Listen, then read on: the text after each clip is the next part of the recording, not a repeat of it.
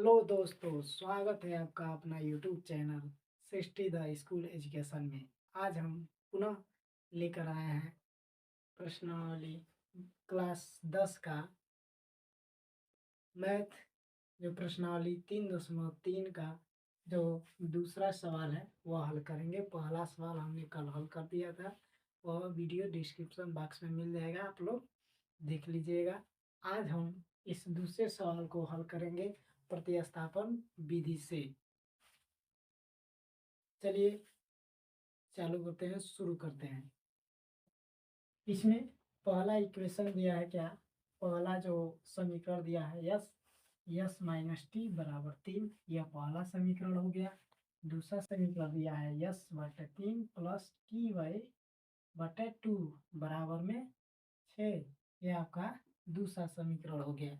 इसे हमें प्रतिस्थापन विधि से क्या करना है, हल करना है। तो प्रतिस्थापन विधि कैसे हल करते हैं वो हमने पिछले वीडियो में बताया था। और इसके लिए हम क्या करेंगे, सबसे पहले हमने समीकरण 1 या 2 कोई एक समीकरण ले लेंगे, ठीक है। अब देखिए यह तो है साधारण समीकरण, लेकिन यह भिन्न के रूप में दिया हुआ है। यह समीकरण किस रूप में दिया हुआ है, भिन्न के रूप में दिया हुआ है।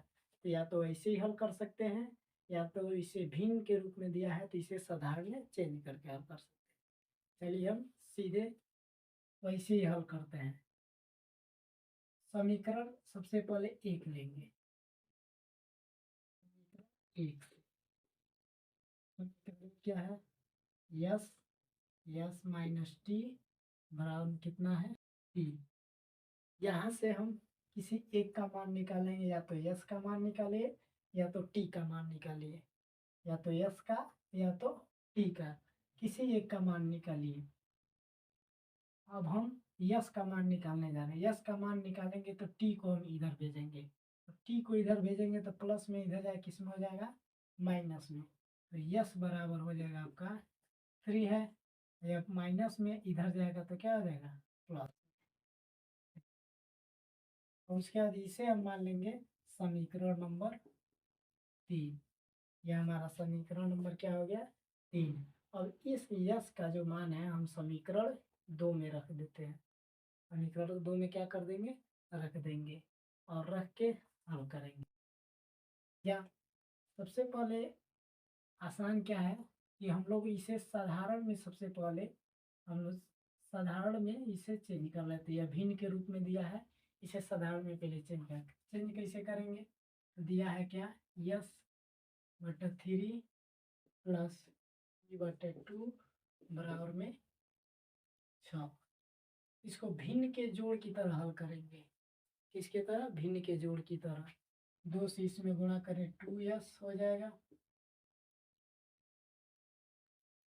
2s प्लस 3 से t में गुणा करेंगे 3t, और इसका इसमें गुणा कर देंगे 3 दूना 6 बराबर में कितना हो जाएगा, 6।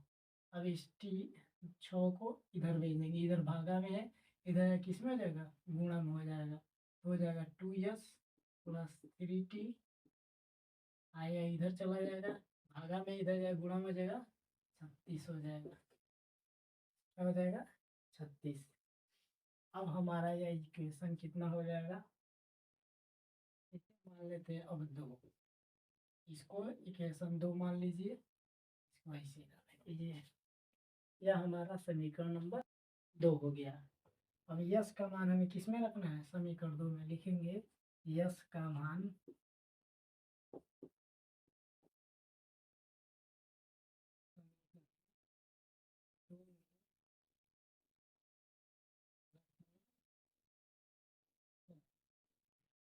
समीकरण 2 क्या है, समीकरण 2 है, समीकरण 2 है 2s माइनस 3t नहीं प्लस 3t बराबर में 36। तो 2 हमें यस के जगह पे केवल कितना रखना है, प्लस टी। तो हमें यस की जगह पे केवल लिखेंगे 3 प्लस टी। यह हमारा 3 प्लस टी हो गया।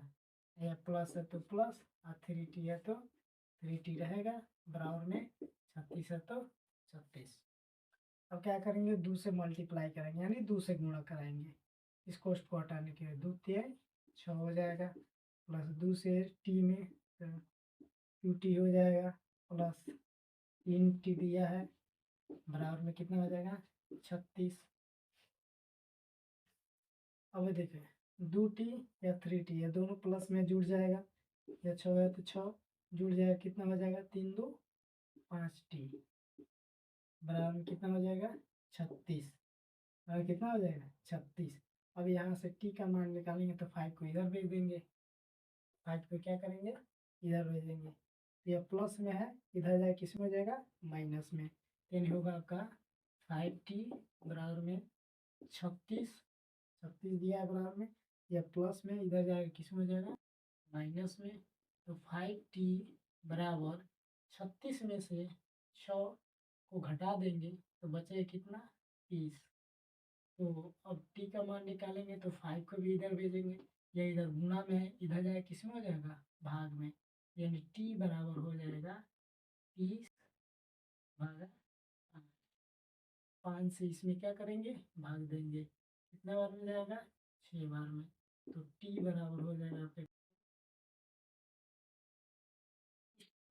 किसी भी समीकरण में रख सकते हैं, 1 में 2 में या 3 में। चलिए 3 में रखते हैं, t का मान रखेंगे, t का मान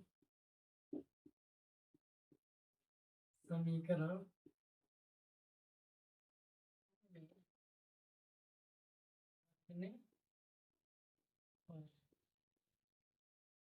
समीकरण 3 क्या है, यस बराबर 3 प्लस टी, यस बराबर हो जाएगा 3 प्लस टी का मान कितना है 6, टी का मान कितना निकाले हैं हमने 6 निकाले हैं, तो 6 यहाँ रख देंगे, तो कितना हो जाएगा यस बराबर हो जाएगा आपका 9, यह हमारा क्या हो जाएगा आंसर।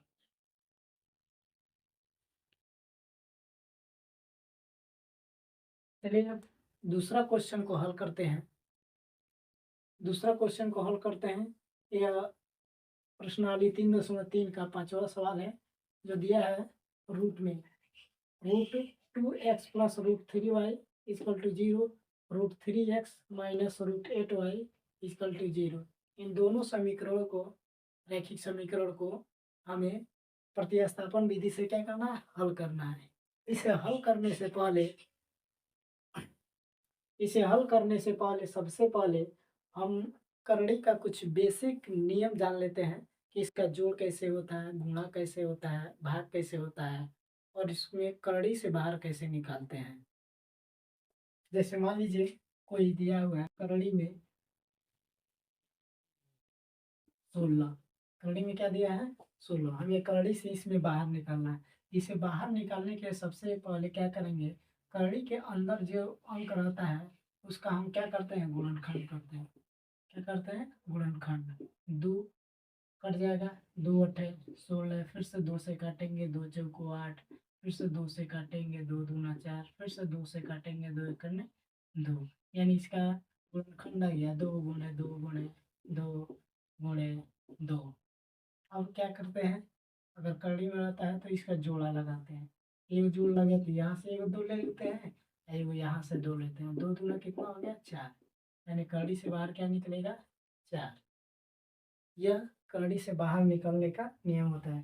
गुणनखंड करने पर जोड़ा लगेगा तभी बाहर निकलेगा, जोड़ा नहीं लगेगा वो बाहर नहीं निकलेगा।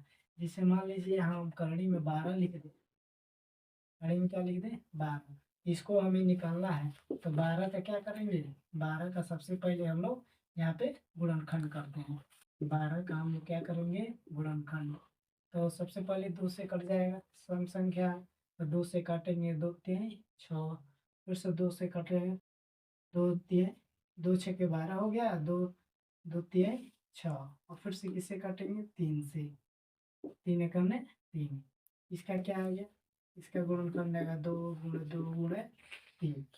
अब इसमें क्या करेंगे जोड़ा लगाएंगे, इसमें एक का जोड़ लगा एक का नहीं लगा, एक का जोड़ लगा एक का नहीं लगा, यानी हो जाएगा करड़ी में 2 गुणे 2 गुणे 3, इसका जोड़ लगा यह बाहर और इसका जोड़ नहीं लगा या अंदर, यही हमारा क्या हो जाएगा, आंसर हो जाएगा। ठीक है, अब इसमें हम चलते हैं, इसका जोड़ कैसे करते हैं, इसका गुणा कैसे करते हैं। करनी में जो अंक रहता है उसको जोड़ते कैसे हैं, इसे गुणा कैसे करते हैं। मान लीजिए करनी में 5 है और प्लस में करनी में 2 है, इसे जोड़ना है। ये कभी नहीं जुटेगा, ना ही करनी में 5 जुटेगा, ना ही करनी में 2 जुटेगा, क्योंकि यह दोनों अलग अलग अंक है। अगर सेम अंक रहता तब ये जुड़ता, या इसी ही रहा। जैसे करनी में 5 हो जाएगा, करनी में 5 हो जाएगा, तब ये जुड़ेगा। तो एक करनी और एक करनी कितना हो जाएगा, 2 करनी में 5।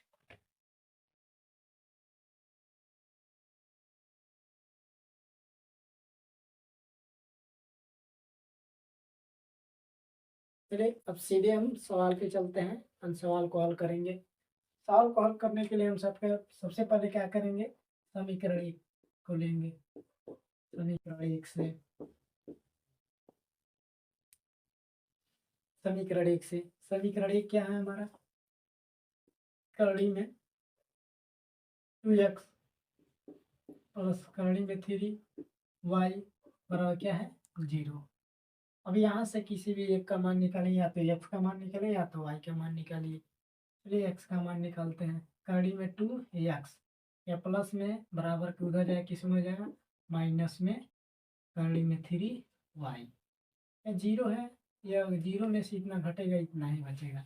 ये प्लस है, इधर गया माइनस हो गया। हमें x का मान निकालना है तो करनी में 2 को भी इधर भेजना पड़ेगा, या गुणा में इधर जाए, किस में हो जाएगा, भाग में। x बराबर हो जाएगा माइनस में करनी में 3y बटे ये क्या हो जाएगा, करनी में 2। अब इस करनी का मान हम, यह हमारा हो जाएगा समीकरण, समीकरण मान लेंगे, यह हमारा समीकरण 3 हो जाएगा। अब इस x का मान समीकरण 2 में रखिए या 1 में रखिए, 1 में नहीं बल्कि 2 में रखा जाए। लिखेंगे x का मान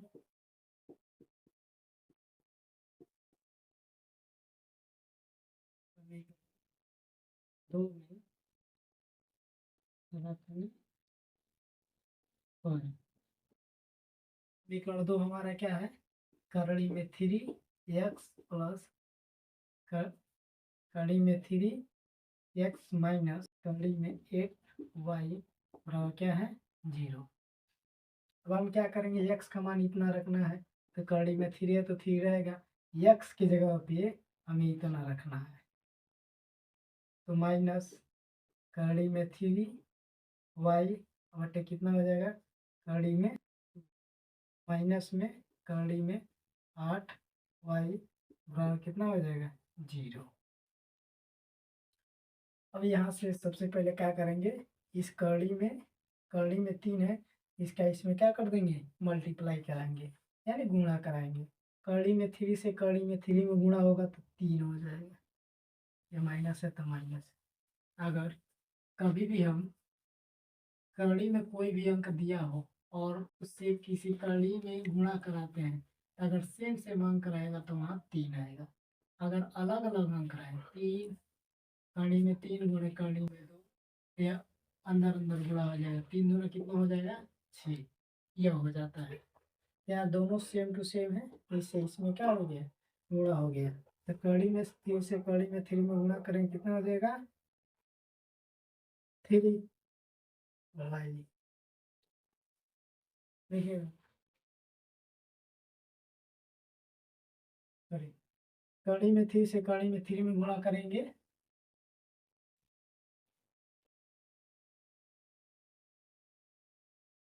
करनी में 3 से करनी में 3 में गुणा करेंगे, क्या हो जाएगा, 3y, और नीचे कितना दिया होगा आपका, करनी में 2 माइनस 8 करनी में 8y बराबर क्या दिया है, 0।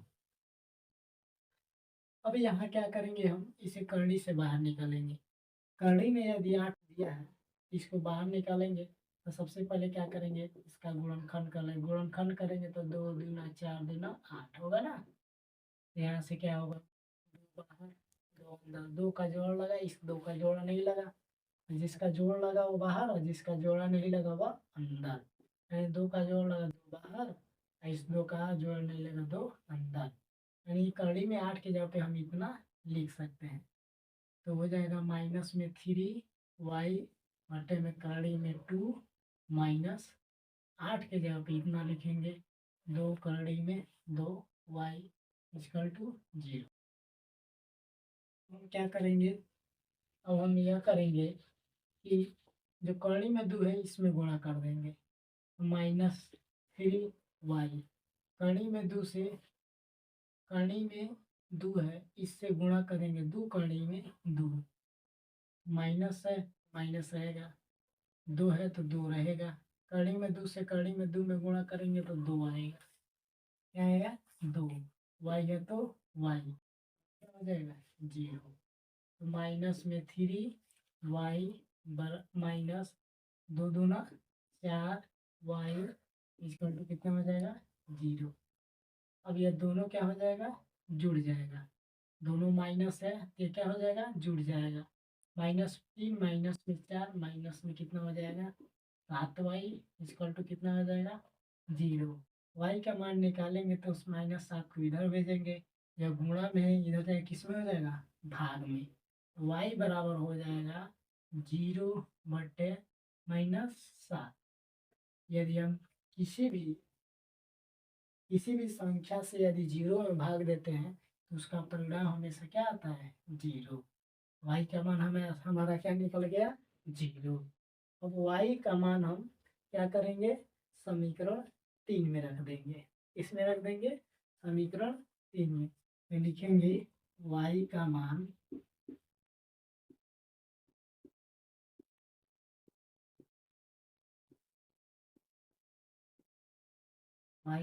समीकरण 3 में रखने